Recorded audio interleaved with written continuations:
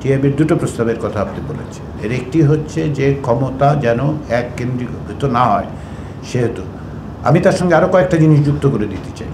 তারা তো বলেছেন যে দলীয় প্রধান এবং সরকার প্রধান যাতে এক না হয়। প্রকৃতপক্ষে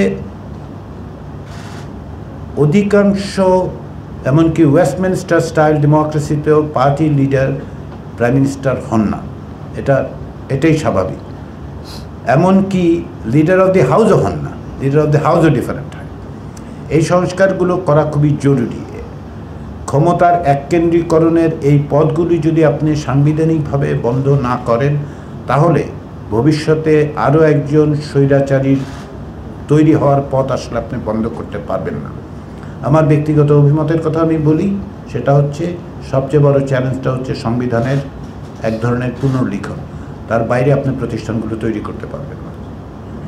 ফলে 2 মেয়াদ 3 মেয়াদ সেটা ওই প্রশ্নটা থেকে যাচ্ছে, সেটা সকলে আলোচনা করে করতে পারে। আমি ব্যক্তিগতভাবে মনে করি 2 মেয়াদ যথেষ্ট, যেমনটি অন্যত্র হয়ে থাকে, মানে ওয়েস্টমিনস্টার স্টাইলে নয়, প্রেসিডেন্সিয়াল ফর্মে অধিকাংশ ক্ষেত্রে টার্ম লিমিটটা থাকে আর কি।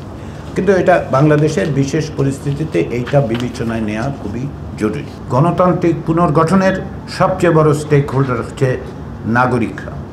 সেই নাগরিকদের অংশগ্রহণের জন্য আমরা চট্টগ্রাম, রাজশাহী, সিলেট এবং খুলনায় 4টা আঞ্চলিক সংলাপ অনুষ্ঠান করব। ওই অনুষ্ঠানগুলোতে আমাদের লক্ষ্য হচ্ছে নাগরিকদের কাছ থেকে সামগ্রিকভাবে তাদের মতামত, তাদের প্রত্যাশা, তাদের আকাঙ্ক্ষা এবং তাদের দিক নির্দেশনাগুলো যেন আমরা সার সংকলন করতে পারি। ফলে এটা কেবলমাত্র বিশেষজ্ঞদের আলোচনা নয়, এটি হচ্ছে একাধিক ক্রমে বিশেষজ্ঞ, সুশীল সমাজ, স্টেক হোল্ডার এবং নাগরিকদের মতামতগুলো সংগ্রহ করা। সিডিএসের পক্ষ থেকে জাতীয় এবং আঞ্চলিক পর্যায়ে অনুষ্ঠিত প্রতিটি সংলাপ আমরা যেটা করব সেটা হচ্ছে নির্দিষ্ট সুপারিশগুলোর সারসংক্ষেপ আমরা জনগণের সামনে উপস্থিত করতে চাই। আমরা আশা করি আপনারা গণমাধ্যম হিসেবে আমাদের এই ব্যাপারে সহযোগিতা করবেন। আপনারা এই সমস্ত বিষয়গুলোকে শুধুমাত্র আমাদের বক্তব্য বা স্টেক হোল্ডারদের বক্তব্য হিসেবে না বিবেচনা করে এগুলো নিয়ে আপনারা আপনাদের প্রত্যেকটি চ্যানেলে, প্রত্যেকটি ক্ষেত্রে, প্রত্যেকটি জায়গায় আলোচনার সূত্রপাত করুন।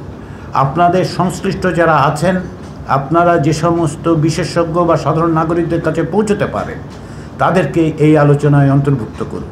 কারণ আমরা মনে করছি যে এই 8টি বিষয় যথেষ্ট নয়, কিন্তু এটা আমাদের কাছে সুস্পষ্ট যে এই মুহূর্তে কমপক্ষে এই 8টি বিষয়ে আলোচনা ছাড়া গণতান্ত্রিক পুনর্গঠন এবং প্রশাসনিক পুনর্গঠনের কাজ অগ্রসর হওয়া যাবে না।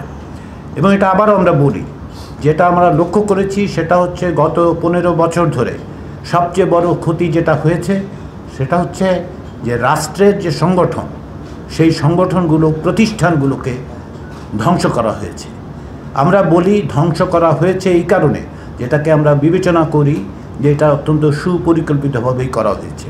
প্রতিষ্ঠানগুলো নিজে নিজে ধ্বংসপ্রাপ্ত হয়নি, এগুলোকে ধ্বংস করা হয়েছে এক ব্যক্তির শাসনকে দীর্ঘায়িত করার জন্য। এবং বাংলাদেশকে যদি ভবিষ্যতে গণতান্ত্রিক পুনর্গঠন করতে হয়, তাহলে এই প্রতিষ্ঠানগুলোকে শক্তিশালী করতে হবে, এগুলোকে জনগণের আশা আকাঙ্ক্ষার প্রতিফলন ঘটাতে হবে। এবং সেদিক থেকেই আমরা মনে করি যে এই সুপারিশগুলোর সারসংক্ষেপ আমরা প্রকাশ করব।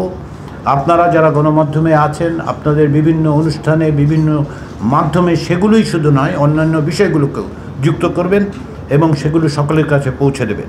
আমরা বিশ্বাস করছি, আমরা আশা করছি যে এই সংলাপগুলো কেবলমাত্র গণতান্ত্রিক ভবিষ্যৎ প্রতিষ্ঠায় এবং সুরক্ষায় সাহায্য করবে তা নয়।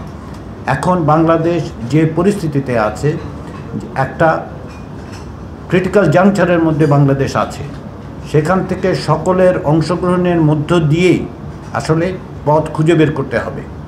এবং রাষ্ট্রের পুনর্গঠন ছাড়া গণতান্ত্রিক প্রক্রিয়াকে সুরক্ষিত করা যাবে না, এটা আমাদের বিশ্বাস। সেদিক থেকেই এই অনুষ্ঠানগুলো, এই সংলাপগুলো আমরা আয়োজন করছি এবং আমরা আশা করছি যে এগুলো অন্যদেরকেও উৎসাহিত করবে যে আলোচনাগুলো যেন তারা শুরু করে। আবারও বলি, সেন্টার ফর গভর্নেন্স স্টাডিজের পক্ষ থেকে আমরা মনে করি যে রাষ্ট্রের পুনর্গঠনের কাজ খুব জরুরি এবং কেবলমাত্র রাষ্ট্রীয় প্রতিষ্ঠানগুলো পুনর্গঠিত করার মধ্যেই ভবিষ্যতে একটি গণতান্ত্রিক বাংলাদেশ গড়ে তোলা সম্ভব। আজকের এই প্রেস কনফারেন্সের উদ্দেশ্য হচ্ছে কেবলমাত্র এই কথাগুলো জানানো নয় যে আমরা কি কাজ করছি সিজিএসের পক্ষ থেকে।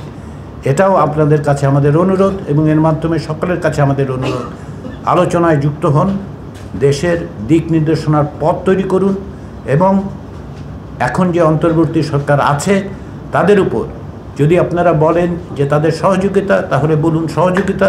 যদি আপনারা বলতে চান চাপ সৃষ্টি, তাহলে চাপ সৃষ্টি। তাদের উপরে যে বড় দায়িত্ব অর্পিত হয়েছে, এটা কেবলমাত্র একটি সরকারের দায়িত্ব নয়, কারণ যে ভবিষ্যৎ তৈরি হবে সেই ভবিষ্যৎ আপনার বাংলাদেশের প্রত্যেকটি নাগরিকের। ফলে সেই ভবিষ্যতে আপনারা যুক্ত হন। সকলের কাছে সেটাই আশা করে আমরা সিভিল সোসাইটির অর্থে, সুশীল সমাজের অর্থে, গবেষণা প্রতিষ্ঠান অর্থে আমরা আমাদের দায়িত্বটা পালন করতে চাচ্ছি। এইটুকু যেন সকলে এর মধ্যে যুক্ত হয়। এটা কেবলমাত্র সিজিএসের আলোচনা নয়, এটি সকলের আলোচনা, সকলকে উৎসাহিত করার আলোচনা।